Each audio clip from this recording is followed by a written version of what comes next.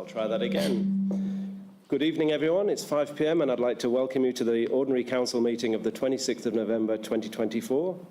This is the first Ordinary Council meeting of our new councillors. I'd like to start the meeting by introducing the councillors in the room to the audience. So I'll start on the screen online. We have Councillor Tansen, and then from my right we have Councillor Anderson, Councillor Byrne, Councillor Graham, Councillor Nicholas, Councillor Ronco and Councillor Smith. Also in the room we have our two directors, Director Assets, Director Rees, and Director Corporate and Community, Natalie Cook. First item on the agenda, Interim Chairperson. Section 25(3) of the Local Government Act 2020 states that the election of the Mayor must be chaired by the Chief Executive Officer and be conducted in accordance with the governance rules. Chapter 2 of Council's governance rules further steps out the process for the election of the Mayor and the Deputy Mayor, including the requirement for the CEO to preside at the election of the councillor to the office of Mayor. The elected Mayor will then preside over the election of the Deputy Mayor. The Chief Executive Officer will assume the role of interim chairperson to deal with items 2 to 9.1.2 of this agenda. Number 2 on the agenda, recording and live streaming of council meetings. All council meetings are filmed, with both video and audio being recorded. Video is focused on a specific area, however, audio from the entire room is captured. In common with all narrative during council meetings, verbal responses to congratulations, obituaries and question time will not be recorded in the written minutes. By submitting a question, you consent to your question being read aloud at the meeting. The reasoning behind recording council meetings is to hold us more accountable and to improve transparency of council's decision-making to our community. The full meeting is being streamed live on council's YouTube channel, which is Alpine Shire Council, and will also be available on the YouTube channel shortly after this meeting. Item 3 on the agenda, acknowledgement of traditional custodians and recognitions of all people. I invite you to stand.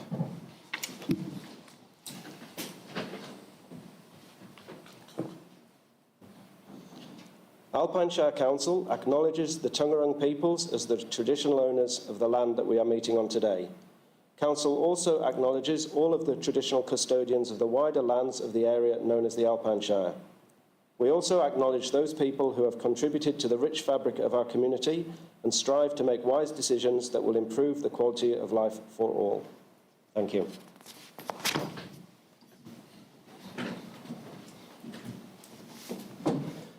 Item 4 on the agenda is the confirmation of minutes, and this is the minutes of the Ordinary Council meeting, which was held on the 22nd of October 2024. The recommendation is that the minutes of the Ordinary Council meeting M12 held on the 22nd of October 2024 as circulated be confirmed. A mover, Councillor Nicholas. Could I seek a seconder, please? Councillor Smith. And take this to the vote. Could I see a show of hands in support of the recommendation? That's unanimous.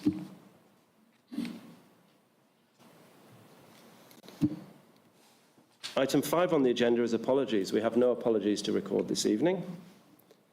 Item 6 on the agenda, obituaries and congratulations. I'm going to start from my right with Councillor Anderson. Nothing. Councillor Byrne. Nil. Councillor Graham. Yes, in memory of Ron Devereaux. 20 years ago, he died on the 11th of the 11th, and he was a corporal in Vietnam. And I'd like him to be remembered for his dedication to the communities of both Myrtleford and Bright. Thank you, Councillor Graham. Councillor Nicholas? Yep, I have a few. It's been quite a few months since we've had this segment on the council agenda. I wanted to first of all congratulate Sam and Cooper Northey for their outstanding achievements in cycling events both nationally and internationally. Podium, whatever the word is, getting on the podium at almost every race they went in, and add Julian Baldry to that too, who's also achieved podium finishes. Demonstration, of course, of commitment, effort and the get up and go that these young men have, and well done. Another one is the Bendigo Bank, Brighton Myrtleford, for reaching the $1 million milestone. So they've managed to donate $1 million into the local community over the years. Thank you very much, Bendigo Bank. And I still remember when community members got up and started that bank. So well done to all the people who got it up and running as well. The last thing I wanted to draw attention to is the Brighton District Chamber of Commerce Twilight Tastings, which was a wonderful event that the Chamber of Commerce put on to support the community. And it was just like walking down a street full of friends. It was a really, really lovely evening, and I commend them for putting the effort in and putting it on for us. Thanks. Thank you, Councillor Nicholas. Councillor Ronco? Nothing. Thank you, Councillor Ronco. Councillor Smith? Yeah, just like to, a quick one. Went to the funeral of Les Hooper, which was a very well-known man in the Bright community. He was a life member of Golf Club, Bowls Club, Bum Shed up here. He was a great man and will be missed by many in the community. Thank you, Councillor Smith. And finally, Councillor Tansen online. Nothing from Councillor Tansen. Next item on the agenda is declarations by councillors of conflict of interest. I'm going to invite the councillors to declare any conflicts that they have in relation to any of the items on the agenda this evening. I have one for item 9.3.2, which is for building services support contract, due to a family member who works in that department. Thank you, Councillor Tansen. At the appropriate point in the meeting, we'll ask you to leave the meeting while the councillors debate that item and reach a decision, and then we'll invite you back into the meeting. Yep, thank you. Are there any other declarations by any of the other councillors of a conflict of interest this evening? No. Next item on the agenda is public questions. We've had a number of questions in from the public ahead of the cut-off date, which was 5 p.m. yesterday. What I'm planning to do, a number of these questions relate to the Wandy Walk, so what I'm proposing to do with these is to group these together and ask Director Rees to provide an update on the Wandy Walk. I recognise it's been a while since we've provided an update to the community on the status of the work. So I'm going to run through the questions. The first questions were submitted by Kate Farrell on behalf of Bernard Eden. Bernard Eden is a Wandilligon resident who's unable to submit questions himself at the moment. The first question he asks is, why have fences been put in to stop the pathway, especially on the Crown Land areas? It appears the landowners of 70 White Star Road have taken their liberties and taken Crown Land. That's Bernard's first question. Second question. It appears the landowners have taken at least an extra 30 feet into Roaches Crossing, which is a government road, and this road must be left accessible for the CFA to obtain water from Morses Creek at all times, 24/7, all year round. Who gave these owners permission to do that? The original boundary was marked out by wooden poles running parallel with Roaches Crossing and now replaced by trees. So those are two questions from Bernard Eden.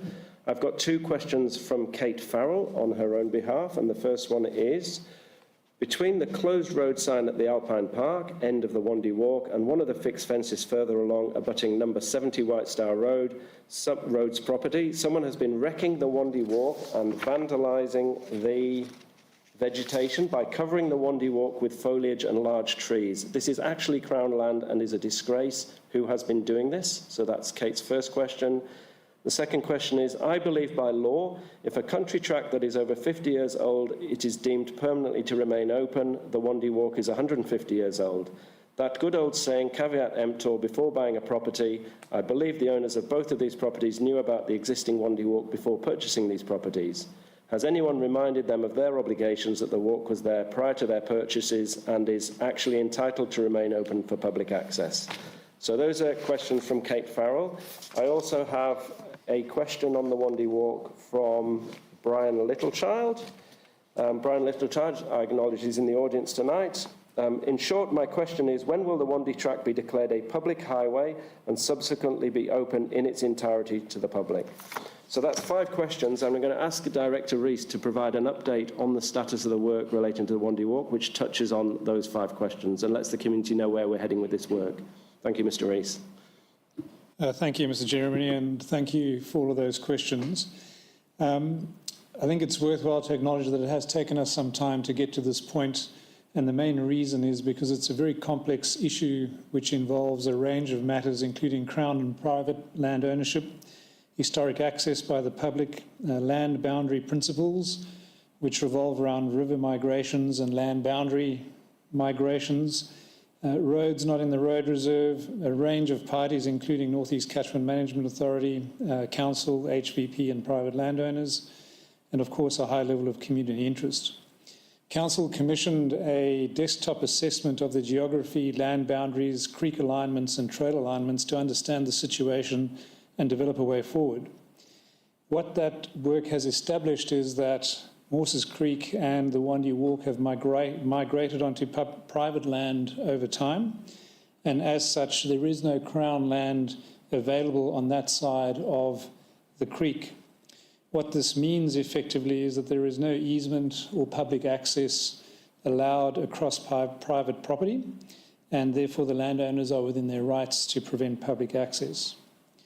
However, in order to move this forward in the interests of resolving the matter, we will be appointing a dedicated project officer. We'll be conducting a peer review of the work to understand exactly what the legalities mean for us and the community. And then we'll be conducting a boundary establishment survey to ensure we understand exactly where the Crown lot land parcels lie. We have engaged with NECMA to explore options and get their perspectives. And we will be providing an update to the community prior to Christmas with what we have found, and then report back to Council in the first quarter of 2025 to be able to provide an update and next steps. Thank you, Mr. Jeremy. Thank you, Director Rees. The next question I have on notice is from Carol Price, a resident of Bright, and the question is, there appears to be significant hangar expansion at Porepunkah Aerodrome.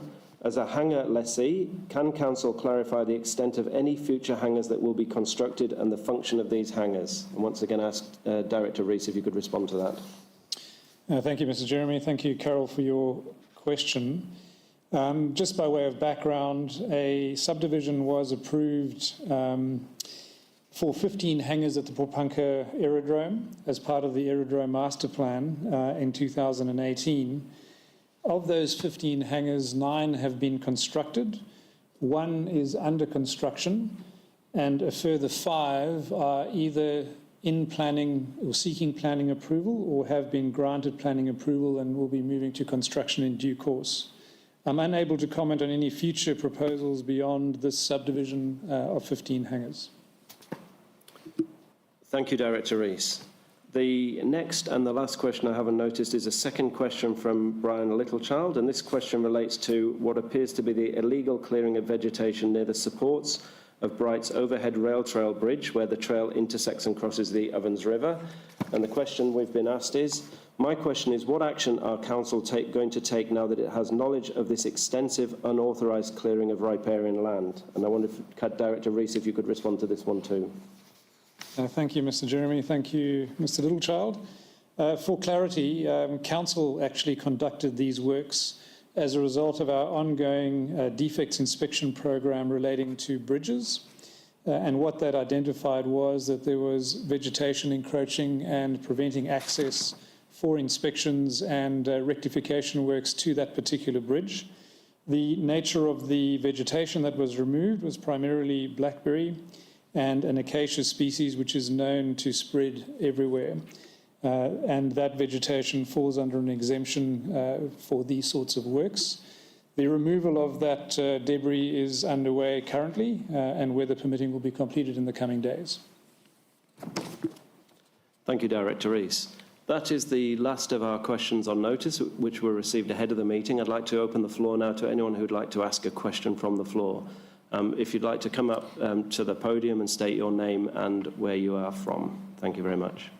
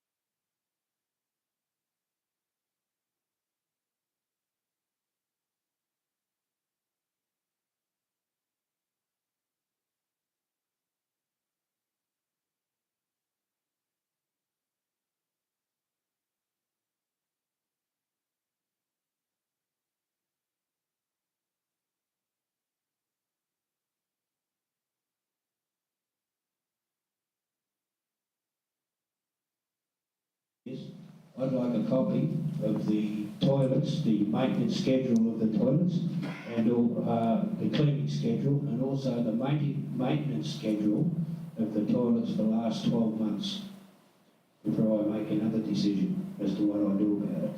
But that's been nearly 18 years I've been talking about the toilets. I also spoke to you about 12 months ago, Will, nearly, saying that I should believe you should step down. So I won't say anything about that until I get the information I'm after, and I'll look and see what goes on from there. Are you prepared to give me the contracts of the toilets, the maintenance, and also the cleaning schedules of the toilets? And then I'll meet with you and the mayor, the new mayor. Thank you, Mr Dyer. I understand there's a question there. You would like to receive the cleaning schedule for the public toilets. We can arrange for that to be shared with you. Not just the cleaning schedule, I'm after the maintenance schedule too for the last 12 months. We're happy to share with you the schedule that the contractors are following for the cleaning and the maintenance of the toilets. There's no problem with that. That is public information. So we're happy to share. You have not asked that to date. It's a new request, but we're happy to progress that. We'll do that outside this meeting. I'll be leaving very shortly, actually. I've got 2 dogs in the car. I have a further suggestion which I'd like to put to you while I'm sitting in this chair here. Over the preceding years, you've had a number of issues which I feel we've not resolved to your satisfaction, and I'm wondering if one of the councillors here, the new councillors, would like to take up a role to engage directly with Mr Dyer here to try and help us get to resolution some of these outstanding issues. So I'll put that to the floor here. Mr Graham? Yeah, Councillor Graham? Yes. Thank you very much. Could I leave you, Councillor Graham, to engage directly with Mr Dyer to see whether we can try and get to resolution some of these outstanding matters? Yep, certainly. Thank you very much. Thank you very much, Mr Now, Dyer. I'm talking about the trees also. There's 2 questions. The trees are, what's going to happen with the trees? I've been waiting since the 17th of the 10th. I was told when I put these requests in, there's a 5 working day time to get the requests. Now, I've asked to talk to the arbitrist since the 17th of the 10th to find out about these. These are the most significant trees in the Alpine Shire.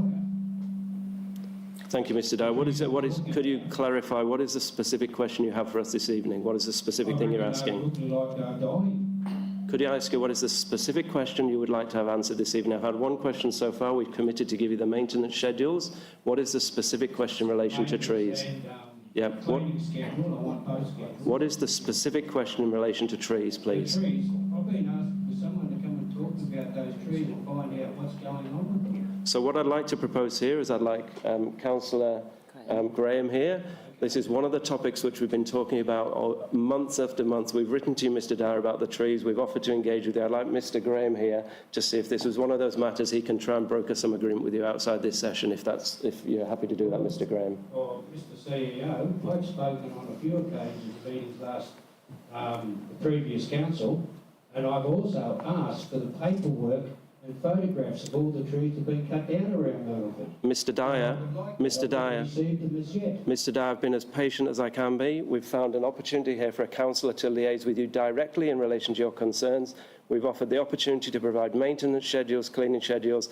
The meeting here has a lot to run. I'm going to ask you to sit down at this point and to take up your matters with Councillor Graham. Photographs of the trees. That is noted, thank you, and that is something you can discuss with Councillor Graham. When you sit with him, you can talk through your concerns about the trees. Councillor Graham can liaise with my staff through me, and we can provide whatever information is necessary to close out this matter for you. Thank you very much, Mr Dyer. Please take your seat. Are there any other members of the audience who have a question they'd like to pose this evening? Yeah. Half of my question was answered, and thank you very much for that. Would you like to come up and... Yes, Carol?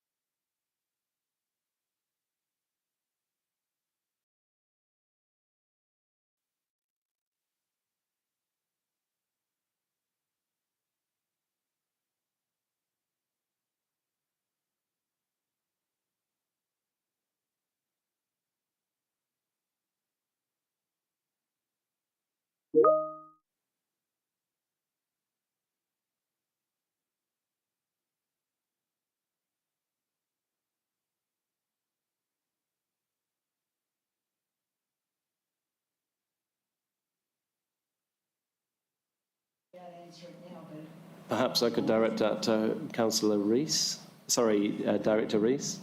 Thank you, Carol. Thank you, Mr. Jeremy. And I apologise, I didn't touch on that part of your question. Thank you for correcting me. So the purpose is for the storage of aircraft and associated equipment only, and that's documented in the lease itself. In terms of inspections and compliance, it's something that we would dearly like to do more of, but we also have to manage our resources around what we can actually achieve. So we do rely on tenants to do the right thing according to the lease agreement. And there may be some inspections from time to time, but not as a planned activity at this point in time. Because I was hoping that it wouldn't be merely general storage.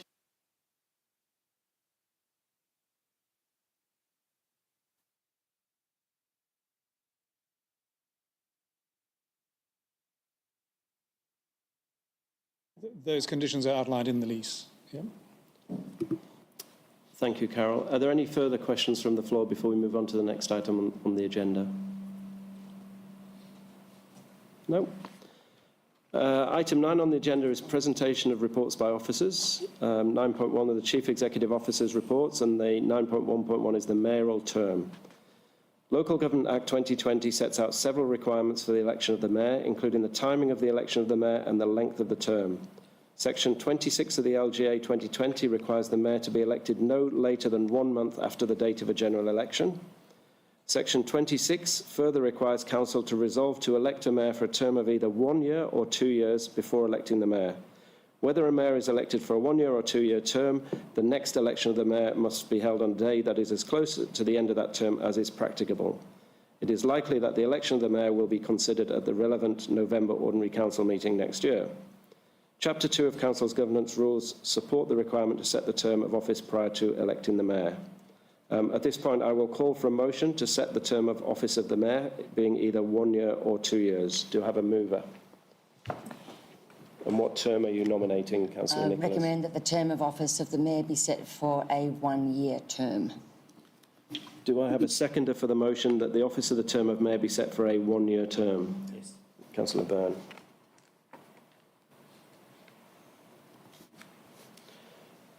Councillor Nicholas, would you like to speak to the motion?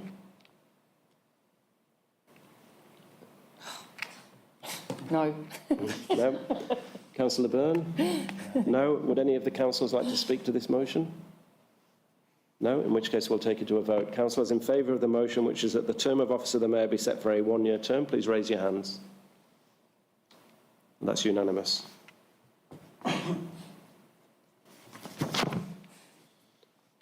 Item 9.1.2, election of the mayor. The Local Government Act 2020 sets out the requirements for the election of the mayor.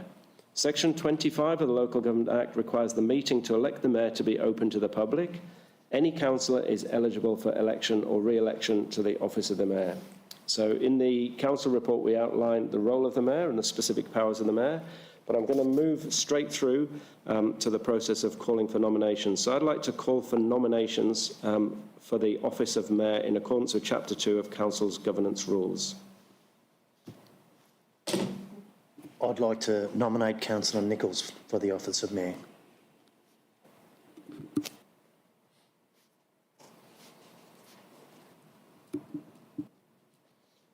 Thank you, Councillor Byrne. Do I have a seconder for that nomination, please? Councillor Graham.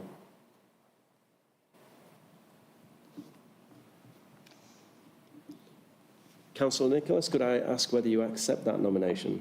I do accept that nomination, thank you.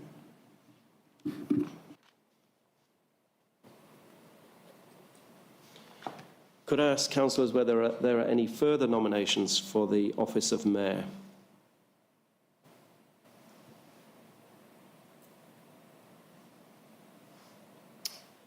There being no second nomination, we only have a single nomination, therefore under our governance rules, The nominated councillor, having accepted that nomination, is declared elected to the office of Mayor. Congratulations, Mayor Nicholas. Could I hand the floor to you to make a short speech, should you wish to? Thank you very much, Mr CEO, and to my fellow councillors for showing the trust and to support me in this role. Everyone so far has shown that they want to make a difference and work with the community for continual improvement, and the whole municipal community we're talking about a lot. And I'm really looking forward to being part of a productive and proactive and constructive councillor leadership team. So not just the council, but with the executive as well. My last term as Mayor, I was really focused on continual improvement, community engagement and strategic planning, and I think we're starting to hear that that's really got some legs and running. And what I'm hoping to do for this next year is to help set the team up for the next 4 years to enable a really good working relationship with our community, and therefore seek and find a strong community engaged with council activities supported by a smart economy, healthy environment, sustainability and service excellence. And that's another thing that we've all been talking about, how important that is. To do that won't just involve working with this team, it'll include building relationships and reaching out to across the region and to state and federal departments and representatives of elected representatives. And I'm really looking forward to doing that too, to take the advocacy that we've already started to touch on forward and try to drive some really good outcomes for our communities. So again, thank you very much for supporting me, and I better get in this hot seat and we'll find out who the deputy is going to be. Thank you, Mayor Nicholas. I'll now vacate the seat and make it available for the new Mayor, and Mayor Nicholas will preside over the rest of the meeting.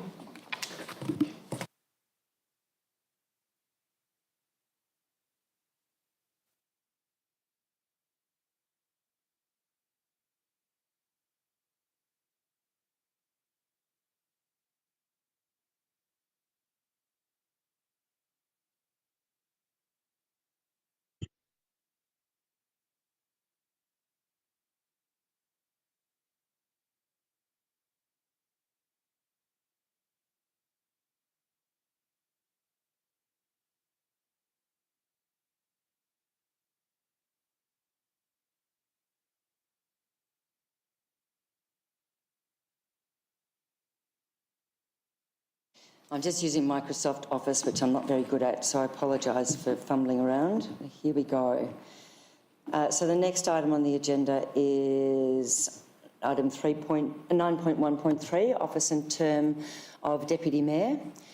I will abbreviate as CEO Mr Jeremy did. Council doesn't have to establish an Office of Deputy Mayor, but we have had some discussion and we'll see what happens down the track, whether we do elect one or not, seeing as we haven't made a decision yet.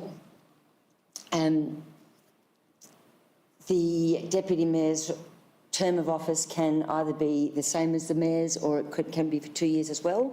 So the first thing that we will do is establish the Office of Deputy Mayor and the term of Office of Deputy Mayor. Deputy Mayor's role is to step in for the Mayor if the Mayor's unable for any reason to attend a council meeting or part of a council meeting, to step in if the Mayor's incapable of performing the duties of the Office of Mayor, and if the Office of Mayor becomes vacant. So it's quite an important role, and in the past we have had a Deputy Mayor and we have had the Deputy Mayor's term match the term of Mayor. So I would like to put forward the recommendation that the Council establishes an Office of Deputy Mayor and the term of office of the Deputy Mayor be aligned to the term of office of the Mayor. I have a mover and a seconder, please. Moved by Councillor Anderson and seconded by Councillor Graham. Councillor Anderson, would you like to say anything about them? No. Councillor Graham? No. All those in favour? That'll be unanimous. Thank you. Well done. We move on to the election of Deputy Mayor, 9.1.4. So I quickly outlined the role of the Deputy Mayor earlier. So I'm going to just jump to asking for nominations for the office of Deputy Mayor, a mover and a seconder. I would like to nominate Councillor Peter Smith. Thank you, Councillor Ronco. And seconded by Councillor Anderson. Councillor Smith, do you accept the nomination? Yeah, accept the nomination, thank you. Do I have any further nominations for position of Deputy Mayor? I would like to nominate Councillor Graham. Do you have a seconder for Councillor Graham?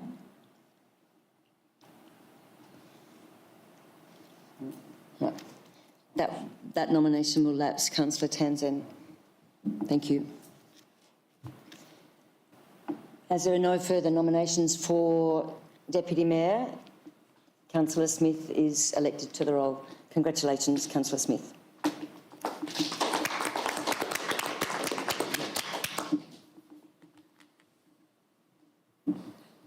I'm still negotiating here.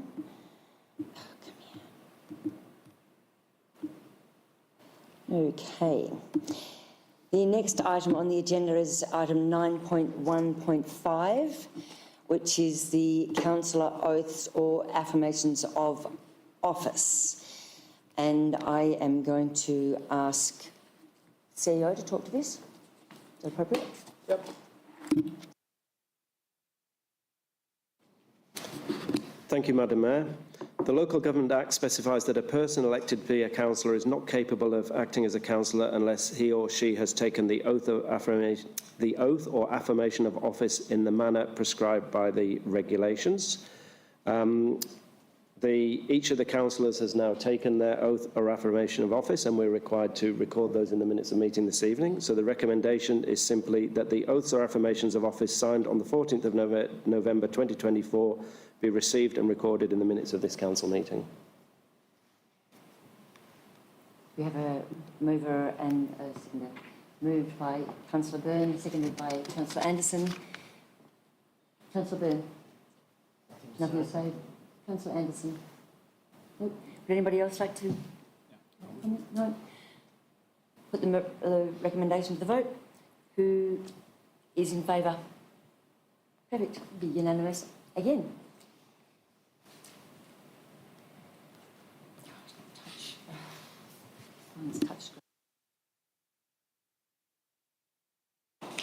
Okay, item 9.2, which is Director Assets Alan Rees' section, 9.2.1 resealing program. Mr. Rees. Thank you, Madam Mayor. This report relates to the award of a contract for the reseeding program for 2024-25. So this financial year. Just by way of background, Council is responsible for approximately $294 million worth of infrastructure and assets. And of that $294 million, our roads network is valued at about $130 million, covering about 580 kilometres of road. Of the 580 kilometres of road, about 330 of them are sealed roads, and this report relates to renewal works on those 330 kilometres of sealed roads.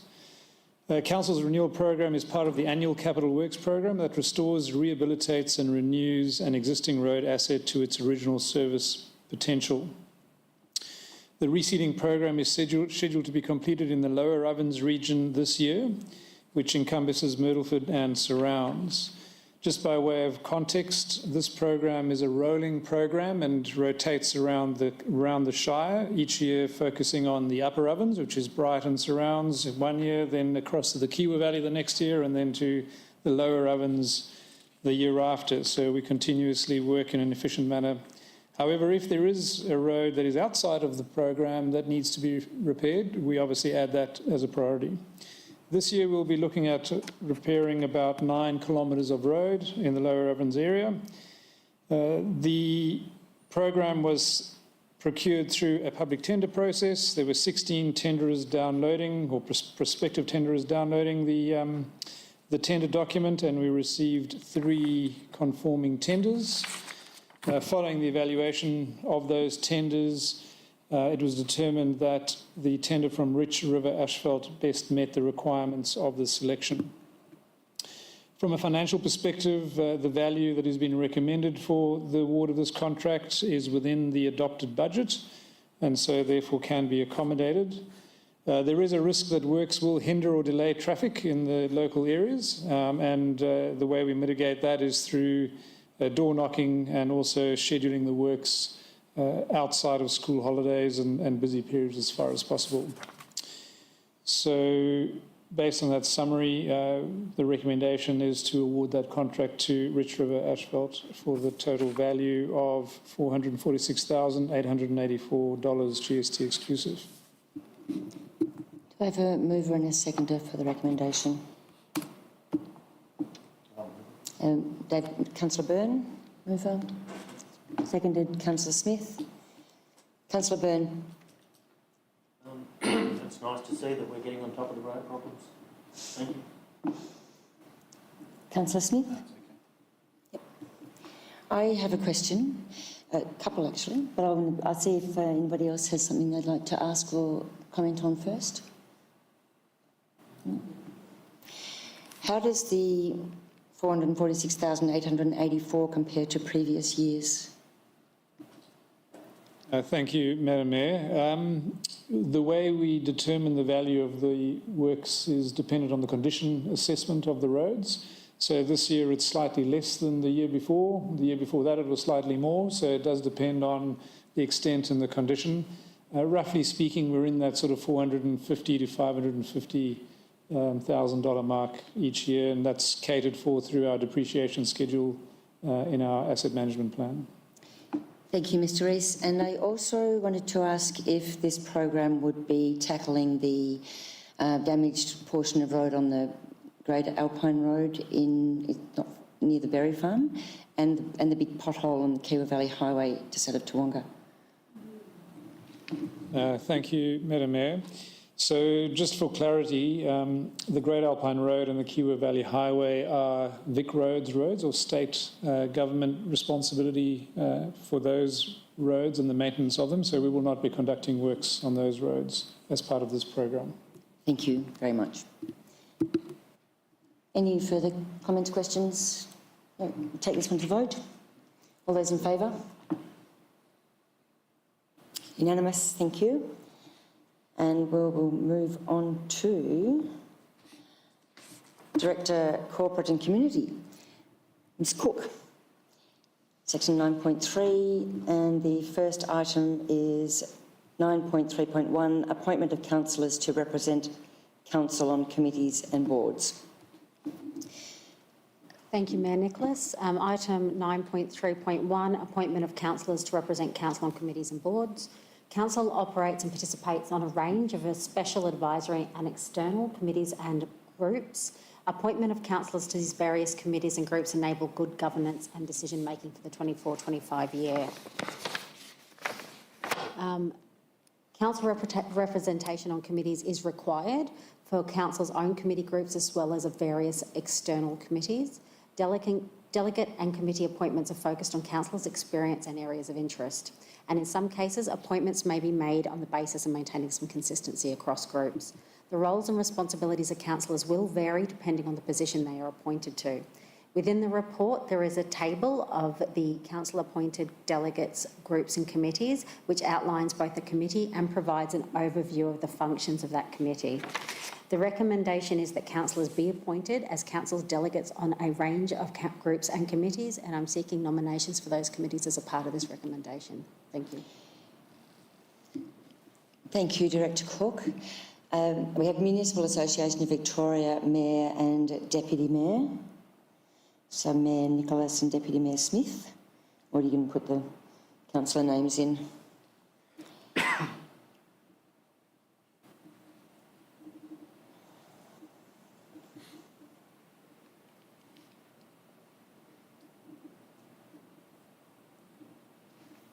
Would you like me to read them? And Yeah, sure. And then, yep, that's a good idea.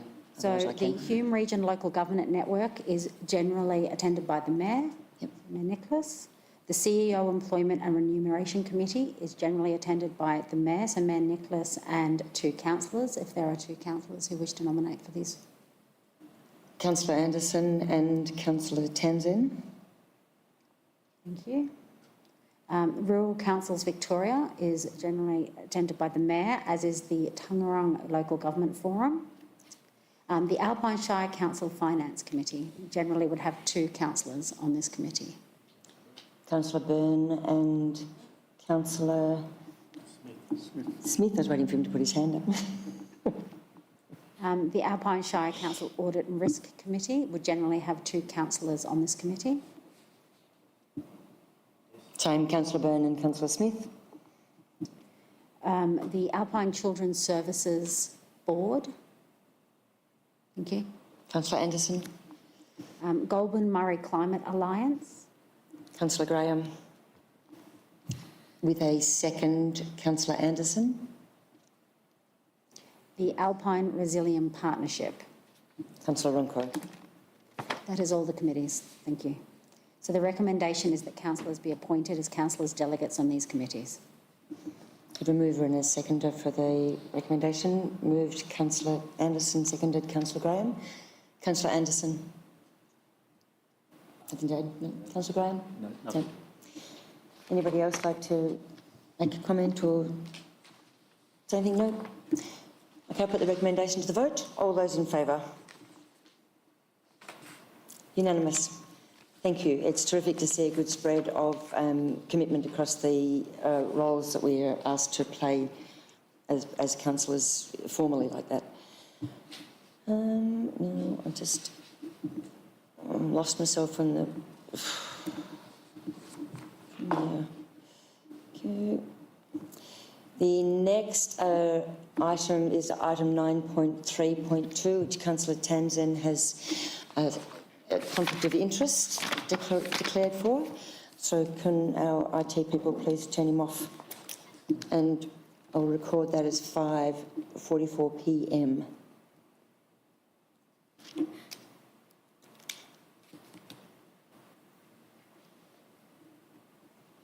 Beautiful. Thank you. And I will ask Director Cook to talk to the item. Thank you, Mayor Nicholas. This is item 9.3.2, Building Services Support Contract. This report relates to a recommendation to award a contract to provide qualified and skilled support to our building services team to enable council to deliver statutory functions under the Building Act 1993. Council has a requirement to hold a number of statutory roles within our Building Services Department to enable us to issue permits and undertake necessary compliance action under the Building Act 1993. One of these roles is the Municipal Building Surveyor role. Council has been unable to source a resource to fill the full-time Municipal Building Surveyor role within Council's established employee structure, and the role has been vacant since November 2023. Council has been recruiting for this vacancy since September 2023. In order to continue to deliver building functions throughout this time, Council has been supported by a range of contracted service providers. Council will continue to recruit for a permanent full-time municipal building surveyor. However, to ensure the ongoing functioning of the Building Services Department, Council has concurrently sought tender submissions from suitably qualified and experienced contractors to deliver municipal building surveyor services for a period of up to 12 months. Should Council be successful in recruiting a permanent MBS during the contracted period, a 4-week notice period to terminate these contract provisions has been included in the tender, which may be enacted in its entirety or in separate parts. The recommendation is that after undertaking a public tender for this service, that Council enters into a 1-year contract with Government Shared Services for the provision of building surveyor support services for an estimated total contract value of $340,500 exclusive of GST. That the Council delegates authority to the Chief Executive Officer to approve any contract variations to this contract up to a cumulative value of $200,000 exclusive of GST, and that Council delegates authority to the Chief Executive Officer to sign the contract. Do you have a mover or a seconder? Councillor Smith has moved. Seconder. Councillor Anderson, thank you very much. Councillor Smith. Councillor Anderson? Does anybody else have a question or comment? No, I do.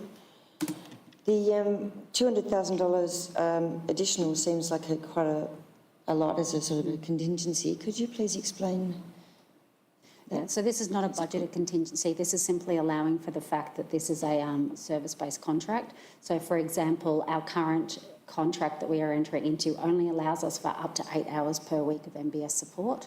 Under this contract for the value, should there be some requirement from a safety perspective or otherwise, as it's a service contract and we pay by the hour, should there be some requirement over the course of the year for us to have greater MBS support than that due to some safety or compliance issue, then this enables us to actually have that function undertaken, even though it may take us over the total contract value that we are currently discussing. So it's a mechanism to allow us to continue that service provision. Thank you. Director Cook. Any further questions, discussion? No. We'll take this one to the vote then. All those in favour? To be carried. And could we invite Councillor Townsend back in, please?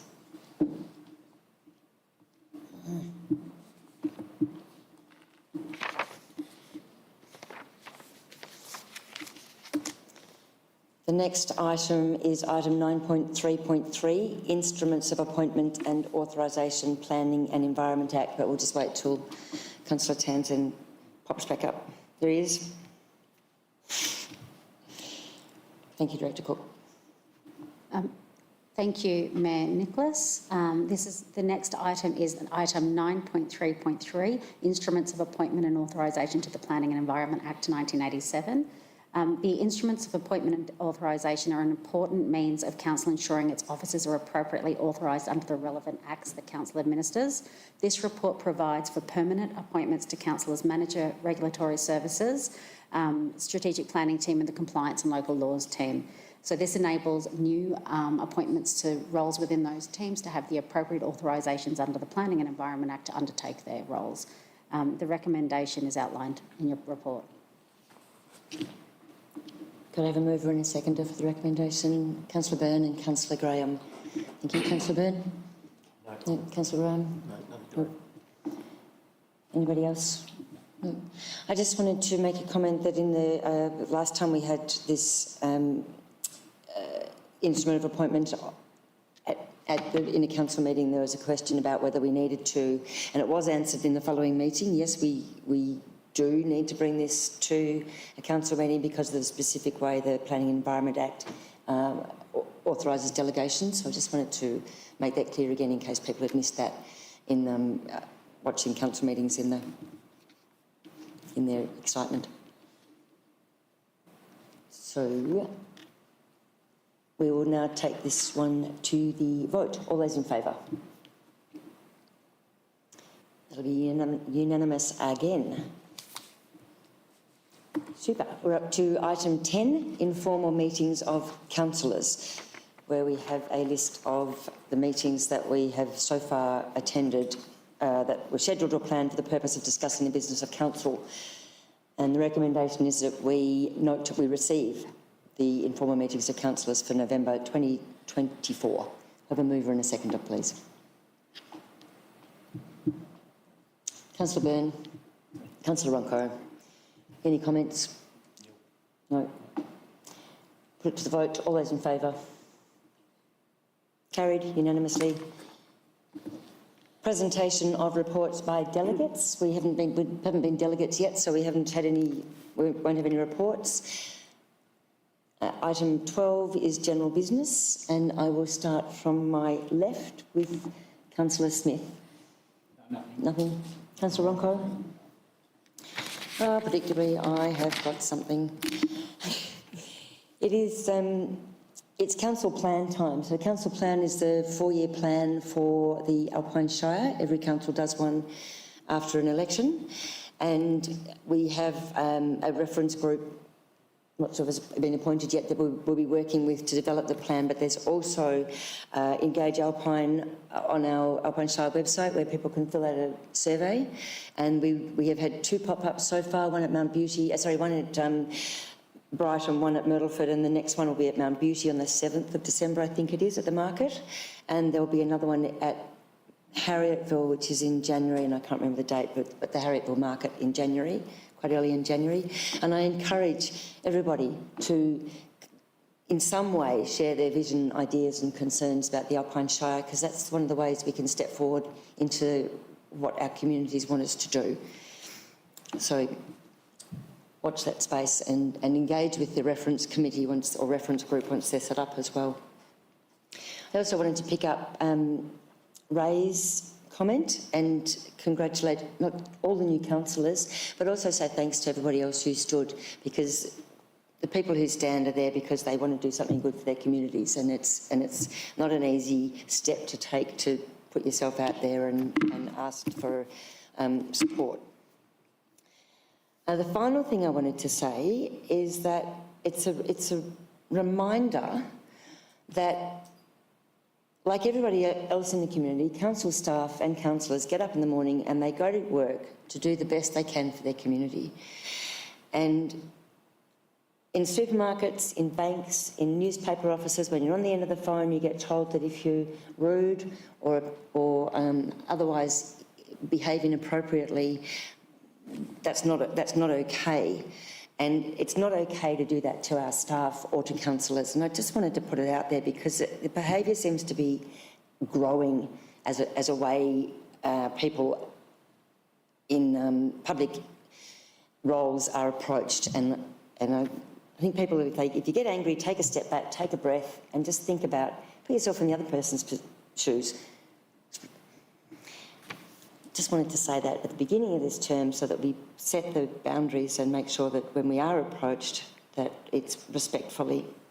Thank you. I don't usually step in actually, I usually go through and do it last, but Councillor Graham. No, got nothing to add. Councillor Byrne. Thank you. Councillor Anderson. Oh, lucky I did step in, you guys.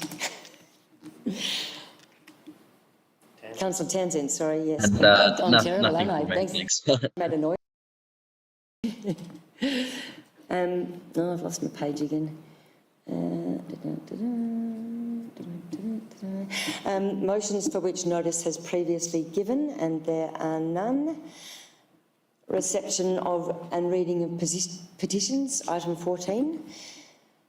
I will hand over to to CEO Jeremy to talk about this one.